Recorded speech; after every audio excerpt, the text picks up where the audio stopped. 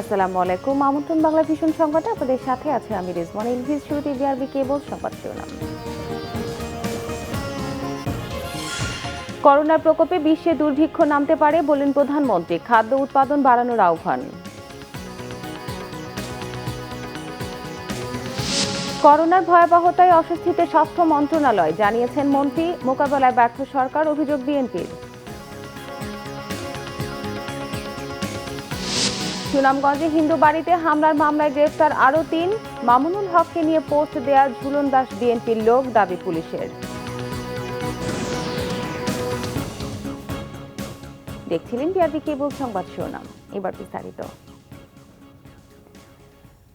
Corona সংক্রমণ নতুন করে বেড়ে যাওয়া সবাইকে সতর্ক থাকার পাশাপাশি অর্থনীতি যেন ক্ষতিগ্রস্ত না হয় সেদিকে খেয়াল রাখার আহ্বান জানিয়েছেন প্রধানমন্ত্রী শেখ হাসিনা। বিশ্বজুড়ে করোনা তৃতীয় ঢেউকে মাথায় রেখে খাদ্যশস্যের উৎপাদন বাড়ানোর উপর জোর দেন প্রধানমন্ত্রী। বিশ্ব নেতাদের স্বীকৃতির মধ্যে দিয়ে ইতিহাসে বঙ্গবন্ধু আজ ভাস্বর বলে মন্তব্য করেন শেখ হাসিনা। বলেন, বঙ্গবন্ধু নির্দেশিত পথেই আজ আমরা উন্নয়নশীল দেশের মর্যাদা পেয়েছি। প্রধানমন্ত্রী বঙ্গবন্ধু কন্যা জাতির পিতা বঙ্গবন্ধু শেখ মুজিবুর রহমানের ১০১তম জন্মবার্ষিকী উপলক্ষে বঙ্গবন্ধু এভিনিউ দলের কেন্দ্রীয় কার্যালয়ে রবিবার আলোচনা সভার আয়োজন করে আওয়ামী লীগ। সভায় গণভবন থেকে ভার্চুয়ালি যোগ দেন প্রধানমন্ত্রী শেখ হাসিনা। বিশ্বব্যাপী আবারও করোনা সংক্রমণ বেড়ে যাওয়ায় সবাইকে সতর্ক থাকার আহ্বান জানান প্রধানমন্ত্রী। আমাদের গৃহীত পদক্ষেপের ফলে আমরা করোনা ভাইরাসটাকে যথেষ্ট নিয়ন্ত্রণ করতে সক্ষম হয়েছি, কিন্তু আবার এই নতুনভাবে দেখা দেওয়াতে আবার এর প্রাদুর্ভাব সারা বিশ্বব্যাপী দেখা গেছে। এর ফলে আমাদের অর্থনৈতিকভাবে মানুষ যেন ক্ষতিগ্রস্ত না হয় সেদিকে যেমন দৃষ্টি দিতে হবে, পাশাপাশি আমাদেরও সাংগঠনিকভাবেও আমাদের কাজ করতে হবে। 1 ইঞ্চি জমি যেন অনাবাদি না থাকে, কারণ করোনা ভাইরাস বিশ্বব্যাপী যে কোনো সময় দুর্ভিক্ষ দেখা দিতে পারে, কিন্তু আমাদের দেশের মানুষের জন্য কখনো খাদ্য সংকট দেখা না দেয়, বরং আমরা যেন আরও অপরকে সহযোগিতা করতে পারি, সেদিকে আমাদের বিশেষভাবে দৃষ্টি দিতে হবে। বঙ্গবন্ধুকে ইতিহাস থেকে মুছে ফেলার চেষ্টা সব সময়ের জন্য ব্যর্থ হয়েছে জানিয়ে এ বিষয়ে বিশ্ব নেতাদের স্বীকৃতির কথা তুলে ধরেন প্রধানমন্ত্রী। বাংলাদেশে ৭৫-এর পরে এমন একটা পরিস্থিতির সৃষ্টি হয়েছিল যে যারা মুক্তিযুদ্ধ করেছিল তারা নিজেরা যে বলবে যে আমি মুক্তিযুদ্ধ করেছি, সেই কথাটা বলার মতো সাহস তাদের ছিল না। সে সাহসটাও হারিয়ে ফেলেছিল, কারণ তাহলেই নির্যাতনের শিকার হতে হতো। যেখানে বঙ্গবন্ধুর নাম মুছে ফেলার চেষ্টা করা হয়েছিল, আজকে আর সেই নাম মুছতে পারবে না। যেখানে মিথ্যা ঘোষক হওয়ার চেষ্টা করা হয়েছিল, আজকে আন্তর্জাতিকভাবেও আপনারা দেখেন সেই ঘোষকের আর কোনো ঠিকানা থাকবে না। তার কারণ আজকে বিশ্ব নেতৃবৃন্দ তারাই কিন্তু আজ এটা নিজেরাই প্রচার করছেন এবং অনেক জায়গায় রেজলিউশনও হচ্ছে যে ২৬শে মার্চ জাতিপিতা বঙ্গবন্ধু শেখ মুজিবই স্বাধীনতা ঘোষণা দিয়েছিলেন। বঙ্গবন্ধুর নির্দেশিত পথেই উন্নয়নশীল দেশের স্বীকৃতি অর্জনের পাশাপাশি ৪১ সালের মধ্যে উন্নত সমৃদ্ধ দেশ গড়ার কথা পুনর্ব্যক্ত করেন প্রধানমন্ত্রী। মাথা উঁচু করে চলবে, সম্মানের সাথে চলবে। রকুনুজ্জামান, বাংলা ভিশন, ঢাকা। দেশে করোনায় মারা গেছেন আরও ২২ জন। এ নিয়ে ভাইরাসটিতে মোট মৃতের সংখ্যা দাঁড়ালো ৮,৬৯০ জনে। রোববার স্বাস্থ্য অধিদপ্তরের সংবাদ বিজ্ঞপ্তিতে এ তথ্য জানানো হয়েছে। এদিকে স্বাস্থ্যমন্ত্রী জাহিদ মালেক জানিয়েছেন, করোনায় আক্রান্তের সংখ্যা বেড়ে যাওয়ায় তার মন্ত্রণালয় অস্বস্তিতে রয়েছে। অন্যদিকে ৮ এপ্রিল থেকে সারা দেশে করোনার টিকার দ্বিতীয় ডোজ দেওয়া হবে, জানিয়েছেন স্বাস্থ্য অধিদপ্তরের অতিরিক্ত মহাপরিচালক সাবরিনা ফ্লোরা। রবিবার কেন্দ্রীয় ঔষধাগার সিএসএমডির নতুন ভবনের উদ্বোধন করা হয়। উদ্বোধনী অনুষ্ঠানে ভার্চুয়ালি যোগ দেন স্বাস্থ্যমন্ত্রী জাহিদ মালেক। মন্ত্রী বলেন, মানুষজন বেড়াতে যাচ্ছে, বিয়ে, পিকনিক, ওয়াজ মাহফিল হচ্ছে। গত ১৫ দিনে কক্সবাজার প্রায় ২৫ লাখ মানুষ ভ্রমণের জন্য গেছেন। এদের কেউই স্বাস্থ্যবিধি মানেনি। কক্সবাজারে গেছে, কেউ মাস্ক পরেনি, স্বাস্থ্যবিধি মানেনি, যার ফলে এই সংক্রমণ এখন 2 থেকে 10 উঠে গেছে। মৃত্যু যেটা 3-4 ছিল, 5 ছিল, সেটা এখন 26 উঠে গেছে। অনুষ্ঠান শেষে সাংবাদিকদের মুখোমুখি হন স্বাস্থ্য সচিব আব্দুল মান্নান। জানতে চাওয়া হয়, সংক্রমণ বাড়তে থাকায় লকডাউন বা সে ধরনের কোনো কিছুর চিন্তাভাবনা আছে কিনা। ২৬ তারিখ থেকে কোনো সাধারণ ছুটির কোনো পরিকল্পনা আছে কিনা কথা একটা প্রশ্ন করা হয়েছে যে আমরা এখন পর্যন্ত আমাদের এইরকম কোনো সিদ্ধান্ত আমাদের হাতে নেই। তবে স্বাধীনতা দিবস আপনারা জানেন যে সুবর্ণ জয়ন্তী, এই জাতি উদযাপন করছে সারা পৃথিবীতে। বুঝতে হবে যে আমাদের যদি পরবর্তীতে কোনো সিদ্ধান্ত নিতে হয় হয়তোবা নেওয়া হতে পারে, তবে এখন পর্যন্ত একেবারে হাইস্ট লেভেল থেকে আমাদের কাছে এরকম কোনো সিদ্ধান্ত এখনো আসেনি। যদিও এই বক্তব্যের পর স্বাস্থ্য মন্ত্রণালয়ের জনসংযোগ কর্মকর্তা জানান সচিব এ ধরনের কোনো বক্তব্য দেননি। এদিকে সাংবাদিকদের এক প্রশ্নের জবাবে স্বাস্থ্য অধিদপ্তরের অতিরিক্ত মহাপরিচালক অধ্যাপক ডাক্তার মির্জাদি সেব্রিনা ফ্লোরা করোনার দ্বিতীয় ডোজের বিষয়ে জানান। প্রথম ফেজে যে প্রথম ডোজের টিকা দেওয়া হয়েছে তাদের সবাইকে আগামী 8 এপ্রিল থেকে পর্যায়ক্রমে দ্বিতীয় ডোজের টিকা দেওয়া হবে। আহমেদ সরওয়ার, বাংলা ভিশন, ঢাকা। সম্প্রতি কোভিড-19 ভাইরাসের সংক্রমণ এবং মৃতের সংখ্যা বেড়ে যাওয়ায় উদ্বেগ প্রকাশ করেছে বিএনপির জাতীয় স্থায়ী কমিটি। দলটি মনে করে করোনা মোকাবেলায় সরকার ব্যর্থতার পরিচয় দিয়েছে। গতকাল বিকেলে বিএনপির জাতীয় স্থায়ী কমিটির এক ভার্চুয়াল সভায় এ বিষয়ে আলোচনা হয়। আজ গণমাধ্যমে পাঠানো এক বিবৃতিতে এ তথ্য জানানো হয়। এতে বলা হয়, করোনা পরিস্থিতি নিয়ন্ত্রণে সঠিক সিদ্ধান্ত ও কার্যকরী ব্যবস্থা গ্রহণে ব্যর্থতার কারণে সংক্রমণ ও মৃত্যুর হার বেড়ে যাচ্ছে। সরকারের ভ্যাকসিন সংরক্ষণ ও বিভাগের ক্ষেত্রে সমন্বয়হীনতা ও অস্পষ্টতা পরিস্থিতিকে আরও জটিল করে বলেও অভিযোগ বিএনপির। পবিত্র রমজান মাসকে সামনে রেখে সরকারি মদতপুষ্ট অসাধু ব্যবসায়ীদের সিন্ডিকেটে কারসাজিতে দ্রব্যমূল্য অস্বাভাবিকভাবে বেড়ে গেছে অভিযোগ করে সভার পক্ষ থেকে উদ্বেগ প্রকাশ করা হয়। এছাড়া সুনামগঞ্জের শাল্লা উপজেলার নোয়াগাঁওয়ের শাল্লা গ্রামের হিন্দু সম্প্রদায়ের বাড়ি ভাঙচুর, লুটপাট ও হামলার তীব্র নিন্দা জানানো হয়েছে। এদিকে স্বাধীনতা সুবর্ণ জয়ন্তীর কর্মসূচি পালনে ঢাকা মেট্রোপলিটন পুলিশ ডিএমপি ইতিবাচক সাড়া দিয়েছে বলে জানিয়েছে বিএনপি। তবে মহাসমাবেশ সহ আরও একটি কর্মসূচির তারিখ ও স্থান পরিবর্তন হতে পারে। আগামী 25 থেকে 30 মার্চ পর্যন্ত সুবর্ণ জয়ন্তী উপলক্ষে বিএনপি ঘোষিত কর্মসূচির অনুমতি চেয়ে ঢাকা মহানগর পুলিশের যুগ্ম কমিশনার মনিরুল ইসলামের সাথে রোববার দেখা করেন বিএনপির 2 সদস্যের একটি প্রতিনিধি দল। 26-এর র্যালিটার ব্যাপারে ওনারা একটা পরামর্শ দিয়েছেন। এর আগে তো আপনারা 27 তারিখে করেছেন, তো এইবার আবার 26 না করলে 27-এ করলে আমরা বললাম ঠিক আছে, যদি আপনারা মনে করেন যে ঠিক আছে 27-এ করলে সুবিধা হবে, আমাদের পক্ষ থেকে কোনো অসুবিধা নেই, আমরা প্রয়োজনে আমরা 27-এ করব। মহাসমাবেশের ব্যাপারে যেহেতু স্থানের একটা সমস্যা হয়েছে, কাজে এটা আমরা আমাদের ঊর্ধ্বতন নেতৃবৃন্দের সাথে আলোচনা করে আমরা কি এটা ডেফার করব নাকি স্থান পরিবর্তন করে জানাবো, এটা আমরা পরবর্তী পর্যায়ে ওনাদেরকে জানিয়ে দেব। ব্যাপক উৎসাহ উদ্দীপনার মধ্যে দিয়ে করোনা টিকা কার্যক্রম চললেও কেন্দ্রগুলোই আগের চেয়ে ভিড় কমেছে। ব্যবস্থাপনা সুন্দর হওয়ায় সন্তোষ প্রকাশ করেন গ্রহীতারা। তবে ভ্যাকসিন নিতে আগ্রহীদের অনেকেই এর কার্যকারিতা নিয়ে প্রশ্নও তুলেছেন। তবে এ নিয়ে অহেতুক বিভ্রান্তি না ছড়ানোর আহ্বান জানিয়েছেন চিকিৎসক ও নার্সরা। মাঝে সংক্রমণের হার কমলেও আবারও বাড়ছে করোনায় আক্রান্তের সংখ্যা, থামছেই না মৃত্যুর মিছিল। বহুলকাঙ্ক্ষিত টিকা নিতে একসময় কেন্দ্রগুলোতে উপচে পড়া ভিড় থাকলেও এখনকার চিত্র উল্টো। কেন্দ্রগুলোতে ঢিলেঢালাভাবেই চলছে টিকাদান কার্যক্রম। শুধু আগে নিবন্ধনকারীরাই আসছেন টিকা নিতে।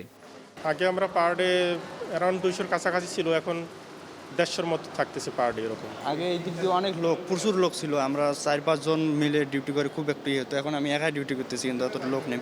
টিকাদান কার্যক্রমে সন্তুষ্ট হলেও এর কার্যকারিতা নিয়ে সাধারণ টিকা প্রত্যাশীদের মধ্যে ছিল নানা প্রশ্ন। আমার স্ত্রী প্রথম আমাকে বলছে টিকায় নানান ধরনের সাইড এফেক্ট আসতে পারে, এখন সেই বলছে এই শুনছি নাকি 60% গ্যারান্টি আছে, এটা তো কম না। আমার হাজব্যান্ড প্রথম নিয়েছে, তো তাতে কোনো পার্শ্ব প্রতিক্রিয়া হয় না। যদিও ওনার ডায়াবেটিস আছে, দীর্ঘদিন হার্টের পেশেন্ট, তারপরে বেশ ভালো আছে। তারপরে আমি আজকে নিতে আসলাম। আরে কোনো দেরি হয় নাই, মানে গেল আর সুই একটু ঢুকে দিল, বাস হয়ে গেল। দেখা যাচ্ছে যে যারা টিকা নিচ্ছে তারা আবার আক্রান্ত হচ্ছে কিনা, এটাই সবচেয়ে বেশি ভয়। তবে টিকার কার্যকর ফল পেতে 2 মাস পরেই দ্বিতীয় ডোজ নেয়ার পরামর্শ দিচ্ছেন সংশ্লিষ্টরা।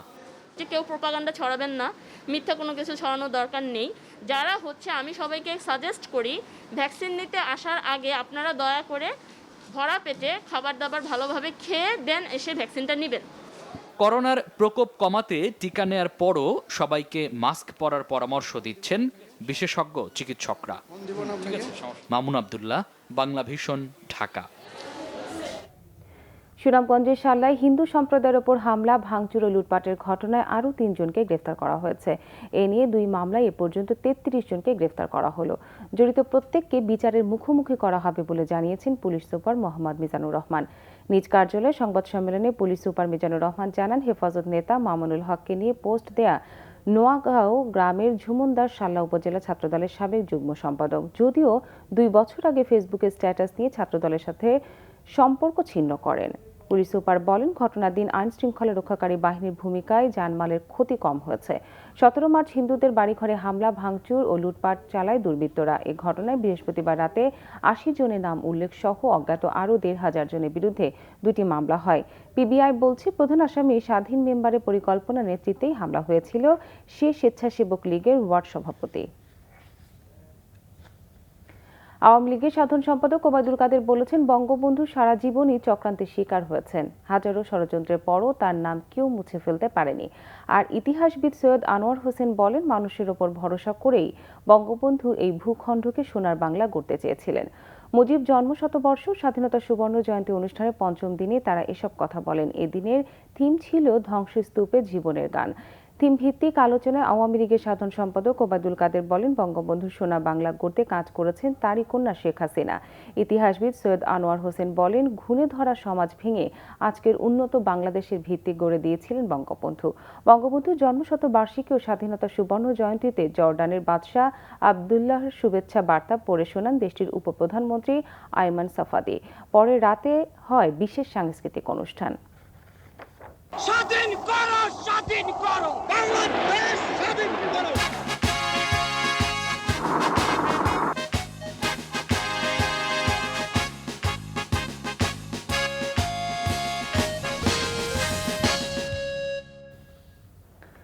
স্বাধীনতার পরপরই তলাবিহীন ঝুড়ির তকমা দিলেও যুক্তরাষ্ট্র, চীন, ভারত, জাপান সহ বিশ্বের পরশক্তিগুলোর স্পটলাইট এখন বাংলাদেশ কেন্দ্রিক। বিশ্লেষকদের মতে, ভূ রাজনৈতিক অবস্থান ও অর্থনৈতিক সমৃদ্ধির পাশাপাশি সফল কূটনীতিকের কারণে বাংলাদেশের প্রতি আগ্রহ বেড়েছে এসব দেশের। ইমরুল কাসের রিপোর্টে দেখুন বিস্তারিত।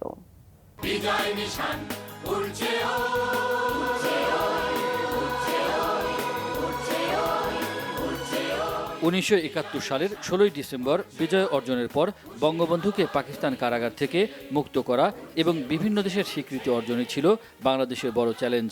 সে সময়ের সরকার ও বন্ধু দেশগুলোর কূটনৈতিক প্রচেষ্টায় পাক কারাগার থেকে মুক্ত হয়ে 10 ফেব্রুয়ারি দেশে ফেরেন বঙ্গবন্ধু।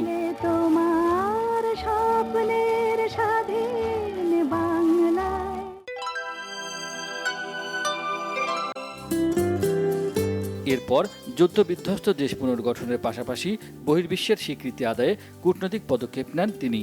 মাত্র 3 মাসের মধ্যেই ভারতের মিত্র সেনাদের ফিরিয়ে দিতে সক্ষম হন বঙ্গবন্ধু, যা বিশ্ব ইতিহাসে বিরল। সবার সঙ্গে বন্ধুত্ব, কারো সঙ্গে শত্রুতা নয়। বঙ্গবন্ধুর এমন পররাষ্ট্রনীতির ফলে তাঁর জীবদ্দশাতেই ভারত, নেপাল, ভুটান, রাশিয়া সহ বিশ্বের বিভিন্ন দেশের স্বীকৃতি পায় বাংলাদেশ। লাভ করে জাতিসংঘ, ওআইসি, কমনওয়েলথ, জোট নিরপেক্ষ আন্দোলন সহ বিভিন্ন আঞ্চলিক ও আন্তর্জাতিক সংস্থার সদস্যপদ। 1974 সালে জাতিসংঘের সাধারণ অধিবেশনে বাংলায় ভাষণ দিয়ে দেশের জন্য বিরল সম্মান বয়ে আনেন বঙ্গবন্ধু। বিশ্বের এই এলাকায় এবং সর্বত্র শান্তি প্রতিষ্ঠা, অক্ষুণ্ণ রাখার প্রতি প্রচেষ্টায় আমাদের সমর্থন অব্যাহত থাকবে। ওই বছরই যোগ দেন পাকিস্তানে অনুষ্ঠিত ওআইসি সম্মেলনে। মুসলিম বিশ্বের সাথে সম্পর্কের বীজ বপন করেন তিনি। 74-এ বঙ্গবন্ধু যখন লাহোর কনফারেন্স, ওআইসি কনফারেন্সে যান, এবং তার একমাত্র বড় শর্ত ছিল সেটা হলো যে পাকিস্তান রেকগনিশন ছাড়া তিনি যাবেন না, এবং সেই রেকগনিশন পাওয়া হলো। এবং সেই রেকগনিশনের ফলে এবং যেহেতু ওআইসি সাপোর্ট ছিল, তাতে আমাদের ফুল মেম্বারশিপ পেতে আর কোনো ঝামেলা নেই। তো ওটা হলো সবচেয়ে বড় ইফোর্ট। পরবর্তীতে জিয়াউর রহমানের সময় মুসলিম বিশ্বের সাথে সম্পর্ক আরও বাড়ে। তাঁর আমলেই সৌদি আরব সহ মধ্যপ্রাচ্যের বিভিন্ন দেশের শ্রমবাজারে শুরু হয় লোক পাঠানো। 1989 সালে জাপানকে হারিয়ে প্রথমবারের মতো জাতিসংঘের নিরাপত্তা পরিষদের সদস্যপদ লাভ করে বাংলাদেশ। স্বৈরাচার এরশাদ আমলে বৈশ্বিক অঙ্গনে দীর্ঘ স্থবিরতার পর 1999 সালে শেখ হাসিনা সরকারের আমলে আবারও বড় অর্জন যোগ হয় বাংলাদেশের কূটনীতির পালকে। আন্তর্জাতিক মাতৃভাষা দিবস হিসেবে ইউনেস্কোর স্বীকৃতি পায় 21শে ফেব্রুয়ারি। জাতিসংঘ শান্তি মিশনে সৈন্য প্রেরণকারী দেশ হিসেবে বাংলাদেশ এখন প্রথম স্থানে। এর মধ্য দিয়ে বিশ্ব কূটনীতিতে অন্যরকম সমীহ অর্জন করেছে দেশ। বহির্বিশ্বের পাশাপাশি প্রতিবেশী দেশগুলোর সাথে সম্পর্ক উন্নয়নে নানা কূটনৈতিক প্রচেষ্টা ছিল বাংলাদেশের। মিয়ানমারের সাথে সমুদ্র সীমার সমাধান সহ চীনের সাথেও কৌশলগত সম্পর্ক স্থাপনে সক্ষম হয়েছে বাংলাদেশ। 1996 সালে বাংলাদেশ ভারত গঙ্গার পানি বন্টন চুক্তি, স্থল সীমান্ত চুক্তি বাস্তবায়ন ও ছিটমহল বিনিময় সম্ভব হয়েছে শেখ হাসিনা সরকারের কূটনৈতিক দৃঢ়তায়। একেবারেই নিকটতম প্রতিবেশী ভারত, কোনো সন্দেহ নেই। তার সাথে আমাদের সম্পর্ক এখন বলতে গেলে ভালো অবস্থায়। তিস্তা নদী থেকে শুরু করে বর্ডার কিলিং, এমনকি মাঝে মধ্যে আমরা দেখি যে নন ট্রেডিশনাল ব্যারিয়ার তারা বাড়িয়ে দেন। পেঁয়াজের ব্যাপার আমরা সবাই জানি। এগুলো থাকার সত্ত্বেও কিন্তু দেখা যাচ্ছে যে ওই ধরনের বড় আকারে বৈরী সম্পর্ক হয়নি কখনো। আমাদের স্বাধীনতার পরে আমরা ছিলাম চলাবিহীন জুড়ি, আর আমরা এখন হচ্ছে ল্যান্ড অফ অপরচুনিটি, সম্ভাবনাময় দেশ। আগে আমরা বিদেশের উপর নির্ভরশীল ছিলাম, দানের উপর নির্ভরশীল ছিলাম। 97% আমাদের কিসে আসতো বিদেশের সাহায্যে, এখন আমাদের 1.5%। আমাদের অবস্থান খুব ভালো। Bangladesh should be proud of that country. Teesta চুক্তির বাস্তবায়ন না হওয়া এবং রোহিঙ্গাদের ফেরত পাঠাতে না পারা দেশের কূটনীতিতে কালো দাগ হয়ে রয়েছে বলে মনে করেন বিশ্লেষকরা। কিছু ব্যর্থতা থাকলেও বাংলাদেশের গত 50 বছরের কূটনীতিক ইতিহাস সফলতার। কারো সঙ্গে শত্রুতা নয়, সবার সঙ্গে বন্ধুত্ব। বঙ্গবন্ধুর দেখানো এই কূটনীতির পথেই হাঁটছে দেশ। এভাবে চলতে থাকলে অর্থনৈতিক সমৃদ্ধির পাশাপাশি অল্প দিনের মধ্যেই আন্তর্জাতিক অঙ্গনে বাংলাদেশ একটি শক্ত অবস্থান অর্জনে সক্ষম হবে বলে মনে করছেন বিশ্লেষকরা। ইমরুল কায়েস, বাংলা ভিশন, ঢাকা। ভারতের প্রধানমন্ত্রী নরেন্দ্র মোদীকে কটাক্ষ করে ফেসবুকে পোস্ট দেওয়ায় গ্রেফতার হওয়া ঠাকুরগাঁওয়ের কিশোর হুমায়ুন কবির হিমুকে কারাগারে পাঠানো হয়েছে। তার বয়স 17 বছর 9 মাস। এখনও 18 বছর পূর্ণ না হয় আদালতের রায় অনুযায়ী তাকে যশোরের শিশু সংশোধনাগারে পাঠানো হবে বলে জানানো হয়েছে। শনিবার বিকেলে সদর উপজেলার সালন্দার এলাকা থেকে তাকে আটক করা হয়। পুলিশ জানিয়েছে, আটক হিমু সামাজিক যোগাযোগ মাধ্যমে ফেসবুকে ভারতের প্রধানমন্ত্রী মোদীর সফর নিয়ে ধর্মীয় উস্কানিমূলক স্ট্যাটাস দেয়। এছাড়া সরকারকেও কটাক্ষ করে। সামাজিক যোগাযোগ মাধ্যমে ভাইরাল হতেই সে 4 মিনিটের ভিডিও আপলোড করেছিল বলে প্রাথমিক জিজ্ঞাসাবাদ শেষে জানায় পুলিশ। হুমায়ুন ঠাকুরগাঁও জেলার বালিয়াডাঙ্গি উপজেলার ধনীবস্তি গ্রামের খলিলুর রহমানের ছেলে। সংবাদ শেষ করব, বিআরবি কেবল শিরোনামগুলো আরেকবার জানিয়ে। করোনার প্রকোপে বিশ্বে দুর্ভিক্ষ নামতে পারে বললেন প্রধানমন্ত্রী। খাদ্য উৎপাদন বাড়ানোর আহ্বান। করোনার ভয়াবহতায় অস্বস্তিতে স্বাস্থ্য মন্ত্রণালয়, জানিয়েছেন মন্ত্রী। মোকাবেলায় ব্যর্থ সরকার, অভিযোগ বিএনপির। সুনামগঞ্জে হিন্দু বাড়িতে হামলার মামলায় গ্রেফতার আরও 3। মামুনুল হককে নিয়ে পোস্ট দেওয়ার ঝুলন দাস বিএনপির লোক, দাবি পুলিশের। এই ছিল এখনকার মতো। পরের সংবাদ সকাল 10টা থেকে 9টায় রয়েছে নিউজ টপ 10 দেখার আমন্ত্রণ রইল। এছাড়া বাংলা ভিশন সংবাদ ও সংবাদ সংশ্লিষ্ট অনুষ্ঠান দেখতে ভিজিট করুন www.banglavision.tv ও facebook.com/banglavision-এ এবং সাবস্ক্রাইব করুন youtube.com/banglavision-এ। এতক্ষণ সঙ্গে থাকার জন্য ধন্যবাদ সবাইকে।